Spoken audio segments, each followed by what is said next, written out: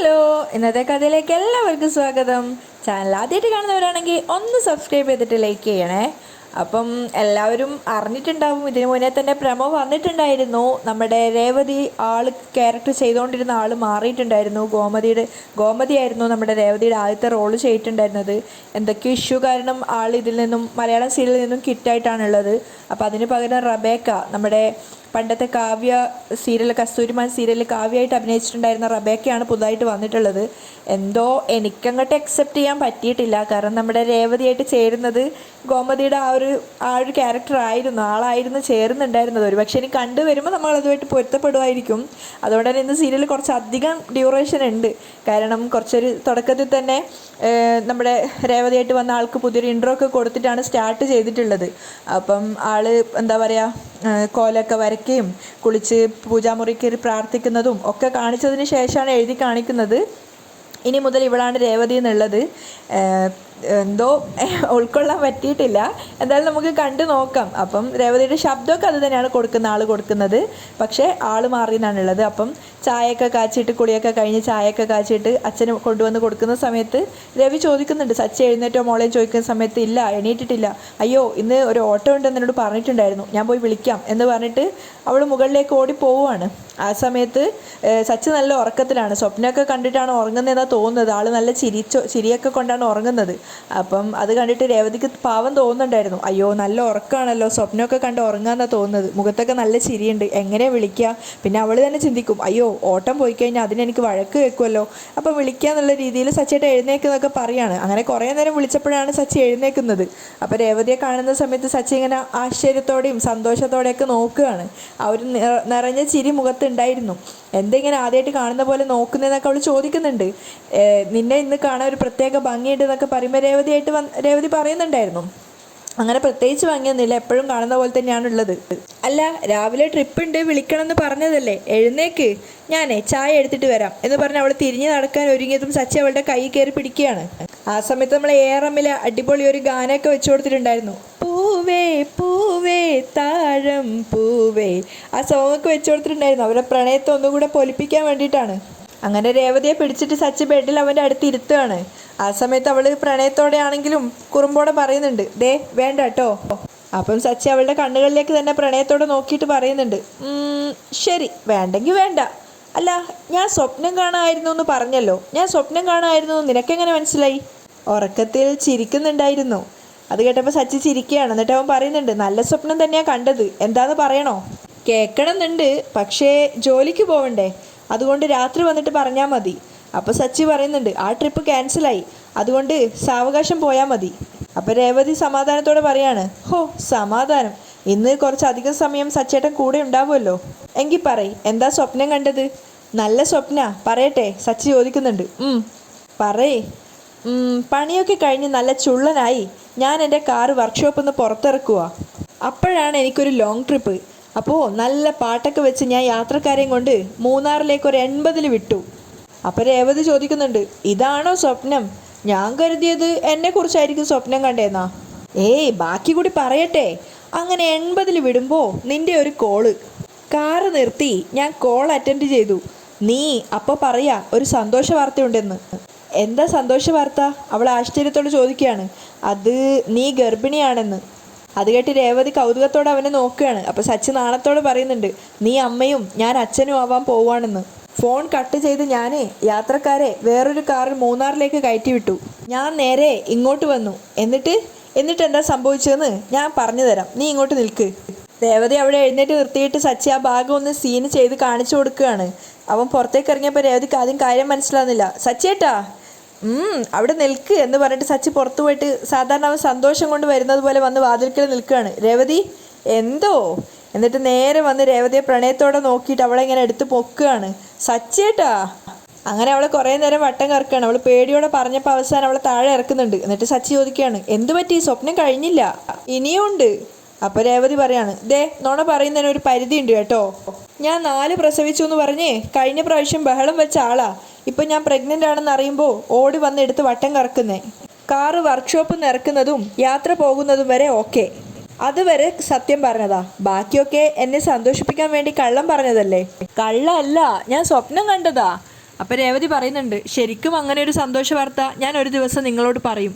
അപ്പം നിങ്ങൾ ഇപ്പം ചെയ്ത പോലെ ചെയ്യ്, അപ്പം ഞാൻ വിശ്വസിക്കാം. ഇപ്പം ഞാൻ ഒരു ഗ്ലാസ് ചായ എടുത്തിട്ട് വരാം എന്ന് പറഞ്ഞിട്ട് രേവതി അവിടുന്ന് പോവുകയാണ്.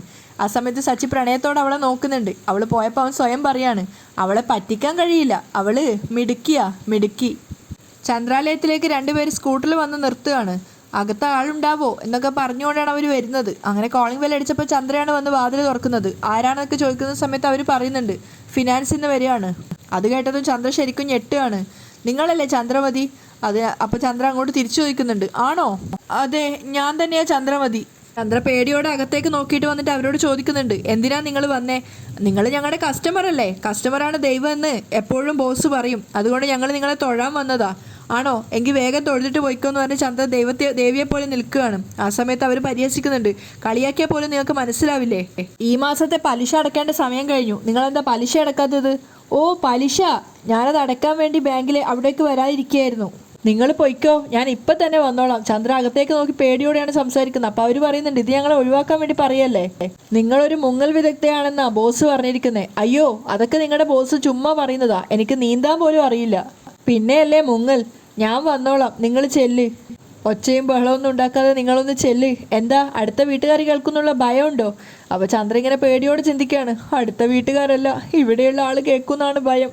രവിയേട്ടൻ ഇങ്ങോട്ട് വന്ന എല്ലാം തീർന്നു. അയ്യോ, അടുത്ത വീട്ടുകാർ കേൾക്കുമെന്നുള്ള പേടിയല്ല, അവർ കേട്ടാൽ എനിക്കെന്താ? നിങ്ങൾ ചെല്ല്, ഞാൻ പിറകെ വന്നോളാം, പലിശ അടച്ചോളാം. വരുമല്ലോ അല്ലേ? ഞാൻ വരാം, നിങ്ങൾ ചെല്ല്. ശരി, എങ്കിൽ ഞങ്ങൾ പോകാമെന്ന് പറഞ്ഞിട്ട് അവർ ഇറങ്ങുമ്പോഴേക്കും അതിലൊരാൾ പറയുന്നുണ്ട്, കുറച്ച് വെള്ളം തരുമോ? ചന്ദ്ര ആദ്യം പറയുന്നുണ്ട്, വെള്ളം നിങ്ങൾക്ക് പോകുന്നിടത്തും കുടിച്ചുകൂടെയാണ്. അപ്പോൾ അയാൾ പറയാണ്, ഞങ്ങൾ ഇത്രയും പണം നിങ്ങൾക്ക് തന്നത് നിങ്ങളോടുള്ള വിശ്വാസം കൊണ്ടല്ലേ, ഒരു ഗ്ലാസ് വെള്ളം പോലും തരാൻ നിങ്ങൾക്ക് ആവുന്നില്ലേ? എങ്കിൽ ഇവിടെ നിൽക്ക്, ഞാൻ പോയി വെള്ളം എടുത്തിട്ട് വരാമെന്ന് പറഞ്ഞ് ചന്ദ്ര അകത്തേക്ക് ഓടുകയാണ്. ആ സമയത്താണ് രവി അങ്ങോട്ടേക്ക് വരുന്നത്. അപ്പോൾ രവിയുടെ ദേഹത്ത് തട്ടിയിട്ട് അവർ നിൽക്കുന്നുണ്ട്. അതൊക്കെ ആരാ ചന്ദ്രൻ ചോദിക്കുന്ന സമയത്ത് അറിയില്ല, അവർ വാടക വീട് അന്വേഷിച്ച് വന്നവരാ. അപ്പം വാടക വീടുണ്ടോ എന്ന് ചോദിച്ചു. അപ്പോൾ നിന്നോട് എന്തിനാ സംസാരിക്കുന്നത്? അത് വെള്ളത്തിന് വേണ്ടിയിട്ട്, അവരെന്താ പോവാത്തേന്ന് ചോദിക്കണ്ട, വെള്ളത്തിന് വേണ്ടി നിൽക്കുക എന്നൊക്കെ ചന്ദ്ര പറയാണ്. അപ്പം രവി വേഗം അവരകത്തേക്ക് ക്ഷണിക്കുന്നുണ്ട്. അതിനുശേഷം അകത്തിരുന്ന സമയത്ത് രവി ചോദിക്കണം, നിങ്ങളുടെ വീട് എവിടെയാണെന്നൊക്കെ ചോദിക്കുന്ന സമയത്ത് ഇവിടെ അടുത്ത് തന്നെയാണ്. അടുത്ത് തന്നെ വീടുള്ള നിങ്ങളെന്തിനാ ഇവിടെ വാടക വീട് എടുക്കുന്നതെന്ന് ചോദിക്കും. അപ്പോൾ അവർക്ക് കാര്യം മനസ്സിലായി, അവരിങ്ങനെ പരസ്പരം മുഖത്തോട് വന്ന് നോക്കുകയാണ്. അപ്പോഴേക്കും ചന്ദ്ര വെള്ളം കൊണ്ട് അങ്ങോട്ടേക്ക് വരുന്നുണ്ട്. ആ സമയത്ത് രവി വീണ്ടും ആവർത്തിച്ച് ചോദിക്കുകയാണ്, അല്ല, അടുത്ത വീടുള്ള നിങ്ങൾ എന്തിനാണ് ഈ അടുത്ത് തന്നെ വാടക വീട് എടുക്കുന്നത്? അപ്പോൾ ചന്ദ്ര പിന്നീന്ന് കാണിക്കുന്നുണ്ട്, രവിക്ക് വട്ടാണ്, അതുകൊണ്ട് ഇങ്ങനെയൊക്കെ ചോദിക്കുന്നതാണ്. അങ്ങനെ വെള്ളം പോലും കുടിക്കാതെ അവരവിടുന്ന് ഇറങ്ങി ഓടുകയാണ്. ഓടിയപ്പോൾ രവി പിന്നാലെ പോയിട്ട് പറയുന്നുണ്ട്, അവർക്ക് എന്തോ ഒരു കള്ളലക്ഷണം ഉണ്ടല്ലോ. ആ ഉണ്ട്, അറിയാത്ത ആൾക്കാരെയൊന്നും വിളിച്ചിങ്ങനെ വീട്ടിനകത്ത് കയറ്റരുത് കേട്ടോ. അങ്ങനെയൊക്കെ പറഞ്ഞ് സമാധാനത്തോടെ ചന്ദ്ര വേഗം മുറിയിൽ പോയി ബാഗ് എടുത്തിട്ട് പണം എടുക്കുകയാണ്. 1,00,000 രൂപ എടുത്തിട്ട് അവർക്ക് കൊടുക്കാൻ വേണ്ടി പോകുമ്പോൾ ചന്ദ്രക്ക് സങ്കടമാവുന്നുണ്ടായിരുന്നു. കാരണം അത്രയും പണം വെറുതെ പോവാണല്ലോ എന്ന് ആലോചിച്ചിട്ട്. അങ്ങനെ രവിയുടെ അടുത്ത് യാത്ര ചോദിക്കുന്ന സമയത്ത് രവി ചോദിക്കുന്നുണ്ട്, നീ ഇങ്ങനെ പോകാമെന്ന് പറഞ്ഞാൽ മതിയോ, എങ്ങോട്ടാണ് പോകുന്നതെന്നൊക്കെ പറ. അത് ഞാൻ ബാമയുടെ കൂടെ ഒന്ന് പുറത്ത് പോവാണെന്ന് പറയും. എന്നിട്ട് പുറത്തിറങ്ങിയതിന് ശേഷം ബാമയെ വിളിക്കുന്നുണ്ടായിരുന്നു. പക്ഷേ ബാമ മകൻ്റെ കൂടെ അമ്പലത്തിലാണ് ഉള്ളതെന്ന് പറഞ്ഞിട്ട് ബാമ പോകുന്നില്ല. അപ്പോൾ ചന്ദ്ര ഒറ്റയ്ക്ക് പോകാൻ വേണ്ടി തീരുമാനിക്കുകയാണ്. അതേസമയം രേവതി റെഡിയായിട്ട് ഡ്രസ്സൊക്കെ മാറ്റുന്ന കണ്ടപ്പം സച്ചി കാറും കൊണ്ട് ജോലിക്ക് പോകാൻ ഇറങ്ങിയത്. അപ്പം അവൻ ചോദിക്കുന്നുണ്ട്, നീ എങ്ങോട്ടേക്കാണ് പോകുന്നതെന്ന്. അതൊക്കെ ഉണ്ട്. അപ്പം ചച്ചി പണം ഇങ്ങനെ എണ്ണിക്കൊണ്ടിരിക്കുന്ന കണ്ടപ്പോൾ രേവതി ചോദിക്കുന്നുണ്ട്, ഇന്ന് ഫിനാൻസിൻ്റെ അടുത്തേക്ക് പോകുമായിരിക്കും അല്ലേ? അതെങ്ങനെ മനസ്സിലായി? അല്ല, എണ്ണിയ പണം തന്നെ എണ്ണിക്കൊണ്ട് നിൽക്കുന്ന കണ്ടപ്പോൾ ചോദിച്ചതാ. നീ ആൾ കൊള്ളാലോ. അത് കഴിഞ്ഞിട്ട് സച്ചി പോകാൻ ഒരുങ്ങിയപ്പോഴേക്കും രേവതി പറയണ്ട, വാ പോവാം. എങ്ങോട്ട്? ഫിനാൻസിൻ്റെ അടുത്തേക്കോ? നീ എൻ്റെ കൂടെ എന്താ ഫിനാൻസിൻ്റെ അടുത്തേക്ക് വരുന്നുണ്ടോ ചോദിക്കും. അന്ന് ഒരു തവണ വന്നത് തന്നെ മതിയായതാ, ഞാൻ എൻ്റെ വീട്ടിലേക്ക് പോവാണ്. അത് നിൻ്റെ വീട്ടിലെന്തിനാ പോകുന്നത്? ഇപ്പോൾ തിരക്കിട്ടിട്ട് ചോദിക്കുന്നുണ്ട്. അത് അന്നത്തെ ആ പ്രശ്നത്തിന് ശേഷം അമ്മ വിളിച്ചിട്ടില്ല, അമ്മയൊന്നും കാണാൻ പോലും പറ്റിയിട്ടില്ല, അമ്മയൊന്ന് സമാധാനിപ്പിക്കണം. എങ്കിൽ പിന്നെ വൈകുന്നേരം ഞാൻ വരുമ്പോൾ നിന്നെ കൂട്ടിക്കോളാം, നീ അവിടെ നിന്നോ എന്ന് സച്ചി പറയാണ്. അങ്ങനെ സന്തോഷത്തോടു കൂടി രണ്ടുപേരും താഴേക്ക് ഇറങ്ങി വന്ന സമയത്ത് രവിയോട് യാത്ര ചോദിക്കുകയാണ്. ആ സമയത്ത് സച്ചി ചോദിക്കുന്നുണ്ട്, അല്ല അച്ഛാ, അമ്മ ഇവിടെ ഇല്ലേ? അമ്മ മൗനവ്രതത്തിലാണോ? അമ്മ പുറത്തെവിടെയോ പോയിട്ടുള്ളത്, ബാമയ്ക്കൊപ്പം എന്തോ പർച്ചേസിനോ മറ്റോ പോയതാണ്. അപ്പോൾ അച്ഛൻ ഒറ്റയ്ക്കാണോ ഇവിടെ എന്നൊക്കെ സച്ചി വിഷമത്തോട് ചോദിക്കുകയാണ്. അതിനെന്താണ്, ഞാൻ കൊച്ചു കുട്ടിയൊന്നുമല്ല, ഞാനിവിടെ നിന്നോളാം. അപ്പം കേട്ടപ്പോൾ രേവതിക്കും സങ്കടമാകുന്നുണ്ട്. അവൾ ചോദിക്കുകയാണ്, എങ്കിൽ പിന്നെ ഞാൻ വേഗം പോയിട്ട് വരാം. അപ്പം രവി പറയുന്നുണ്ട്, അതിൻ്റെ ഒന്നും ആവശ്യമില്ല, മോള് പോയിട്ട് ഇന്ന് വൈകുന്നേരം വരെ അവരുടെ കൂടെ നിൽക്കുക, അവർക്കതൊരു സന്തോഷമാവും. അന്നത്തെ ആ ഒരു പ്രശ്നത്തിന് ശേഷം അവരൊക്കെ മാനസികമായിട്ട് വിഷമിച്ചിരിക്കുകയായിരിക്കുമല്ലോ എന്നൊക്കെ പറയുകയാണ്. അപ്പോൾ രേവതി അത് സമ്മതിക്കുന്നുണ്ട്. അതിനുശേഷം അവർ പുറത്തിറങ്ങിയ സമയത്ത് ചന്ദ്ര അവിടെ ഗേറ്റിനടുത്ത് നിന്നിട്ട് ഫോൺ ചെയ്താണ്. ചന്ദ്ര കോൾ ചെയ്യുന്നത് ആ ഫിനാൻസിൻ്റെ അടുത്തേക്ക് വിളിച്ചിട്ട് അവരോട് സംസാരിക്കുകയാണ്. ഞാൻ പെട്ടെന്ന് തന്നെ വരാം എന്നൊക്കെ പറയുന്ന സമയത്ത് എന്തോ ഒരു പന്തികേട് ഉണ്ടായിരുന്നു ചന്ദ്രയുടെ മുഖത്ത്. അപ്പോൾ സച്ചി രേവതി പുറത്തിറങ്ങി കാറിനടുത്ത് വന്ന സമയത്ത് രേവതിയാണ് കാണുന്നത് ചന്ദ്ര അവിടെ നിൽക്കുന്നത്. അല്ല, ബാമാൻറ്റിയുടെ കൂടെ പോയി എന്ന് പറഞ്ഞ അമ്മ എന്താ ഇവിടെ നിൽക്കുന്നതെന്നൊക്കെ രേവതി ചോദിക്കുന്നുണ്ട്. അപ്പം സച്ചി പറയുന്നുണ്ട്, എന്തോ ഒരു കള്ളത്തരം ഉണ്ടല്ലോ, നമുക്ക് അമ്മയെ കൂടി കയറ്റിയാലോ, എന്നിട്ട് ബാമേൻ്റിയുടെ അടുത്തേക്ക് എത്തിക്കാം, ബാമേൻ്റിയുടെ അടുത്ത് എത്തിക്കാം എന്നൊക്കെ രേവതി പറയുമ്പോൾ സച്ചി പറയുന്നുണ്ട്, ഇത് വരുന്നാളെയും പോകുന്നാളെയൊക്കെ കയറ്റാൻ വേണ്ടിയിട്ടുള്ള വണ്ടിയൊന്നുമല്ല, നീ കയറാൻ നോക്കാം, അമ്മക്ക് വേണ്ടുന്ന പോലെ അമ്മ പോയിക്കോളുന്നു.